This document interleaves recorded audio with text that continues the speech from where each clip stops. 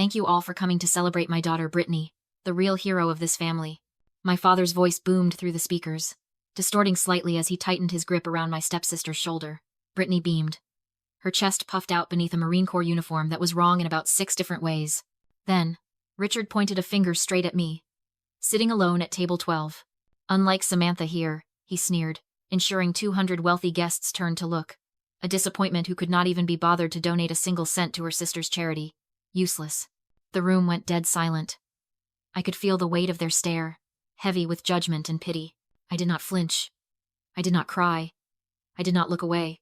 I just slid my phone out of my clutch and tapped the screen. There it was. The notification I had been waiting 2 hours for. Total donations received $50,200.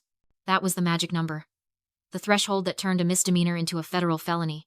I set my champagne glass down on the table with a soft clink. I smiled at my father. And then, I stood up. Before I show you exactly what happens when a fraudster tries to humiliate a Major General of the Inspector General's office, tell me in the comments. What would you do if your own father publicly disowned you to protect a criminal? I did not storm out of that ballroom. I did not run. I walked with the same measured pace I used when inspecting troops at Fort Bragg. The valet kid looked at me with pity as I approached my rental car. He probably thought I was fleeing the scene of my own humiliation. He was wrong. I was not retreating. I was reloading. I popped the trunk. There it was, hanging in a garment bag like a second skin I had been forced to shed for the sake of family peace. My dress blues. My name is Samantha Hart, and I am 34 years old. I did not get here by being anyone's daughter. I got here by surviving tours in places my father could not find on a map. I slipped the jacket on. The heavy wool settled onto my shoulders, familiar and grounding. I buttoned the high collar, feeling the stiff fabric press against my neck. I checked my reflection in the side mirror. 2 silver stars on each shoulder. The insignia of a Major General. Richard thought he had stripped me of my identity back there. He thought calling me a disappointment would break me. But he forgot that the army breaks you down only to build you back up into something bulletproof. I walked back to the entrance. The security guard moved to block me, took one look at the stars, and stepped aside so fast he nearly tripped. I pushed the double doors open. Brittany was still on stage, clutching the microphone, fake tears glistening in her eyes as she recounted a story about a deployment she had never been on. It was so cold in the desert, she sniffled. But we held the line. The sound of my heels striking the marble floor cut through her lies like a knife. Click, click, click. Heads turned. The whisper started at the back of the room and swept forward like a wave. Then, silence. Absolute, suffocating silence. Brittany froze mid-sentence. Her eyes locked onto my uniform, then drifted up to my shoulders. I saw the color drain from her face. She knew enough to know she was outranked, outclassed, and out of time. I did not stop until I was standing right in front of her on the riser. I did not yell. I did not need to. I reached out and plucked the microphone from her trembling hand. There are 3 things wrong with this picture, I said, my voice projecting clearly to the back of the room without a tremor. I pointed to the chest of her costume. 1. That Navy Cross is the 2nd highest military decoration for valor. You cannot buy it at a surplus store, and you certainly do not wear it on a uniform that has not seen a day of service. I pointed to her neck. 2. Your collar devices are upside down. A real Marine would rather die than walk out looking like a soup sandwich. I leaned in close, letting the microphone catch every syllable. And 3. You are currently standing in the presence of a Major General of the United States Army Inspector General's office. I let that sink in. The room gasped. I saw Richard's jaw drop, his face turning a violent shade of purple. Stolen valor is not a party trick, Brittany, I said, cold and low. It is an insult to every friend I have buried. I dropped the microphone. It hit the table with a deafening thud. I turned my back on them. I felt light. I felt clean. I had said my piece, corrected the record, and exposed the lie. I walked toward the exit, thinking it was over. I thought I had won. I did not know I was walking straight into a trap. I had not even taken 3 steps toward the double doors when the air in the room shifted from shocked silence to violent noise. Stop her! My father's scream tore through the ballroom, raw and desperate. Security, do not let her leave! I did not turn around. I did not speed up. I reached for the brass handle of the exit door, but before my fingers could graze the metal, the door slammed shut, blocked by a heavy hand. I looked up. A uniformed officer stood there, his chest heaving slightly, his hand resting ominously on his holster. He was not a hotel rent-a-cop. He was Savannah Police Department, working off-duty security for extra cash. And right now, he was not looking at a general. He was looking at a threat. Step back, ma'am, he barked. 3 more officers materialized from the sides, forming a tight semicircle around me. They were big, tense, and fueled by the adrenaline of a rich man's panic. Richard came running up behind them, his face slick with sweat, his eyes bulging. He did not look like a father anymore. He looked like a cornered animal, willing to bite anything to survive. "Arrest her!" he shrieked, pointing a trembling finger at my chest. "She is drunk. She is mentally unstable. She is impersonating an officer to terrorize my daughter." The lead officer's eyes narrowed. He looked at my uniform, then back at my father. "Sir, are you saying—" "I am saying she is crazy." Richard cut him off, spitting the words. "She was discharged for psychiatric issues years ago. She has a weapon in her car. She threatened to kill us all." It was a lie so bold, so reckless, that for a second, I almost admired the sheer audacity of it. He was weaponizing the police against me. He knew that in a high-stress situation, a badge usually listens to the man signing the checks. "Ma'am, put your hands where I can see them," the lead officer shouted, his hand gripping his taser. "I am a senior officer of the United States Army," I said, my voice calm, though my pulse hammered against my collar. "If you touch me, you are making a mistake that will end your career. Hands! Now!" They did not wait for compliance. 2 of them grabbed me, spinning me around and slamming me face first against the cold plaster wall. My cheekbone collided with the hard surface. My arm was wrenched behind my back, twisted up toward my shoulder blade, until the joint screamed. "Hold her, do not let her move." Richard was pacing behind us, panting like a dog. "Check her pockets, she is dangerous."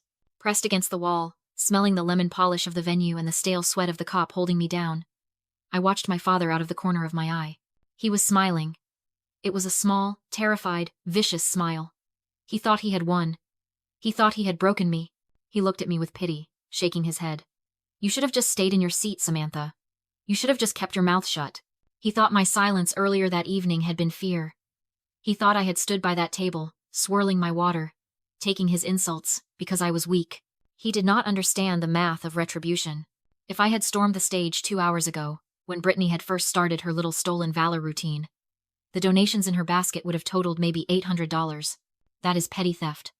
A misdemeanor. A slap on the wrist. A fine. And Richard would have bailed her out before dessert was served.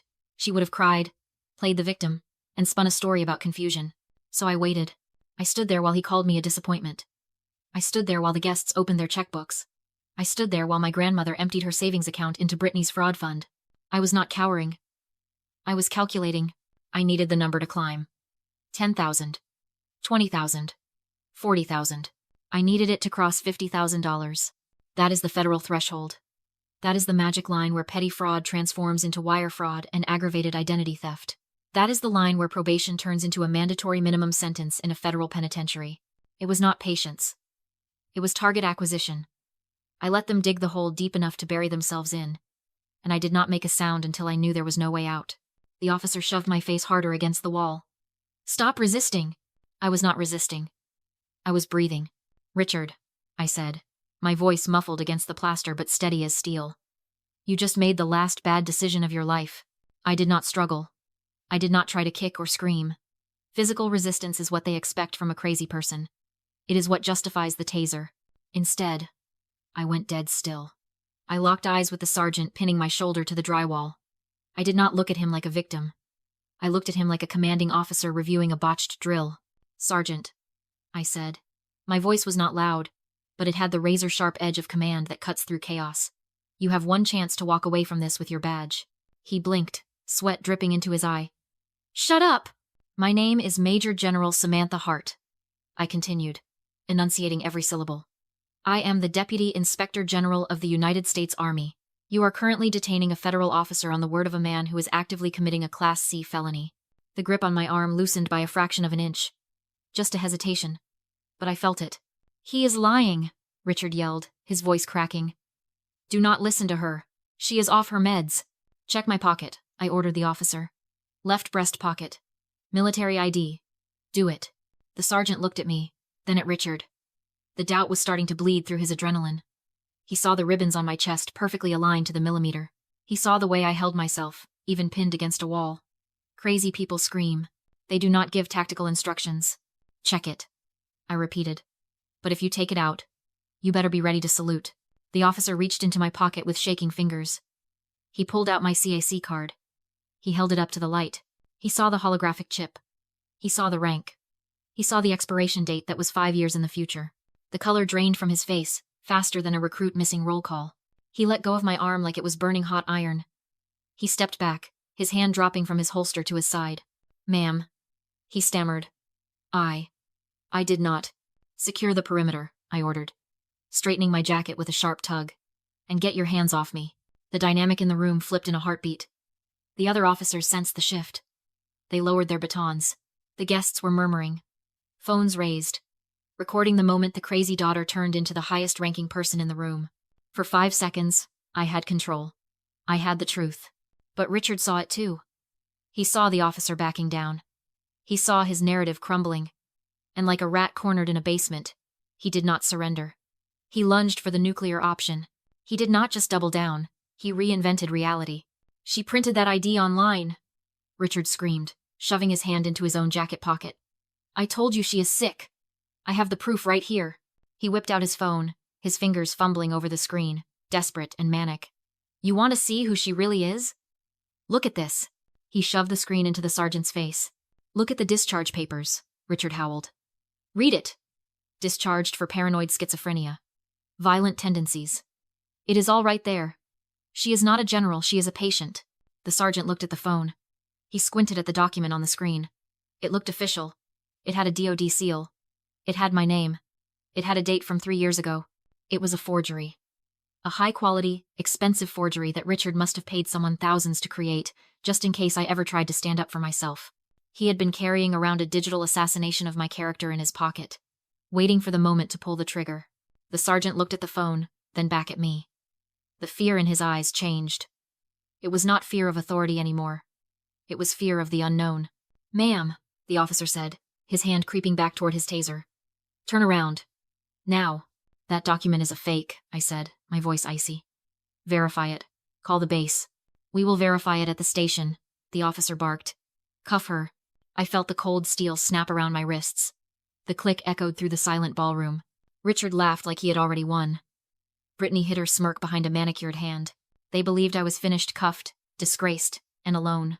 The sergeant gripped my arm to haul me out when the ballroom doors blew open. 6 agents in charcoal suits stormed in, badges raised. "Federal agents! Nobody move!" Music died. Guests froze. The local cops nearly jumped out of their skin. Special Agent Miller pushed straight through the terrified crowd and saluted me. "Ma'am. Apologies for the delay. We were waiting on the wire transfer." The sergeant paled. My handcuffs snapped off. I stood tall again. The warrant was real. My authority was real. And the fraud was theirs. I walked to Brittany, who suddenly looked like a child hiding inside a stolen uniform. "It was just a joke," she whimpered.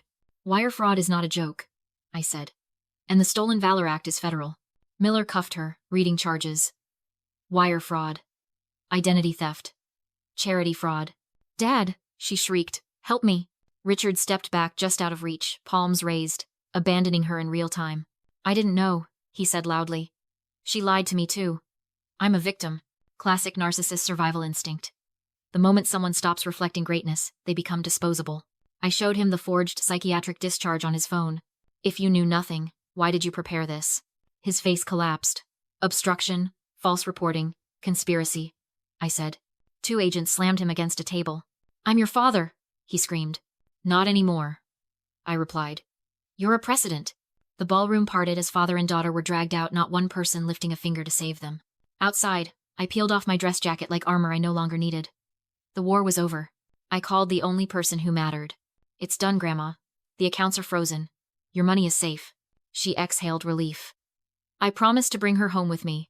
Driving away, I didn't feel joy, just peace. Here's the lesson.